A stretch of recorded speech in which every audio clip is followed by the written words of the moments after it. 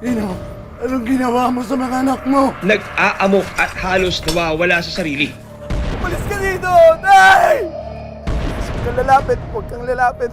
Ganito ang sitwasyon ni Enoch nang abutan ng mga pulis sa labas ng kanilang bahay sa Cagayan de Oro City.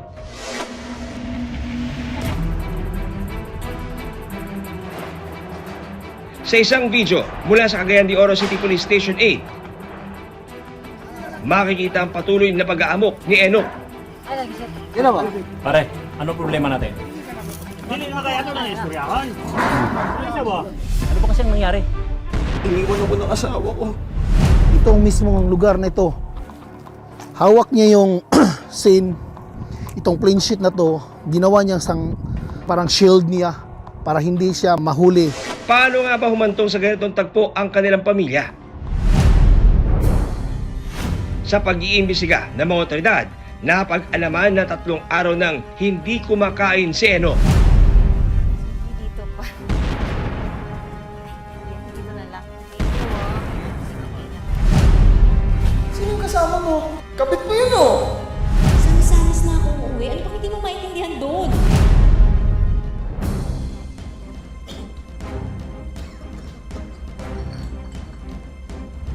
Ang daming lalaki mo? Oo. May kinakasama na ako. Pwede ba muna akong guluhin?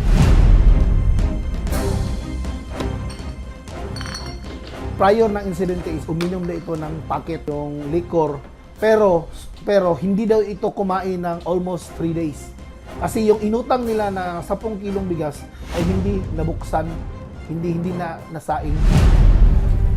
Pa, pengin pera pambili ng hapunan.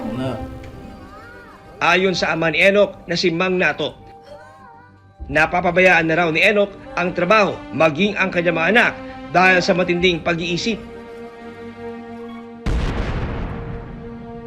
Kaya ka iniwan ng asawa mo. Ilang araw ka nang uminom. Hindi ka pa rin pumapasok sa trabaho mo. Kumain na ba kayo? Hindi pa po. Nasaan si Michael? Michael! Tayo na sa bahay. Iwanan natin yung tatay nyo. Pahayag ni Mang Nato, sinundo niya sa bahay nila Enoch ang kanyang 2 apo para kumain. Mga po, dito tayo sa loob. Una, Pasok Toy. kayo doon. Bakit kasama mo yung mga bata? Mamaya na ang tanong. Kainin mo na rin itong mga bata. Kangilaw pa raw sila nagugutom. O sige, maghugas na kayo ng kamay. Mga po, doon tayo sa banyo. Luto ako ng manok. Pagkatapos kong magluto, sinabihan ko ng kanyang ama na puntahan niya ang mga bata.